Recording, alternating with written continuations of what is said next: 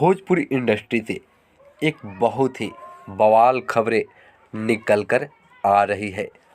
आपको बता दूं कि कपिल शर्मा के शो में निरहुआ के साथ आम्रपाली दुबे और रानी चटर्जी पहुंच गई है कपिल शर्मा के शो में।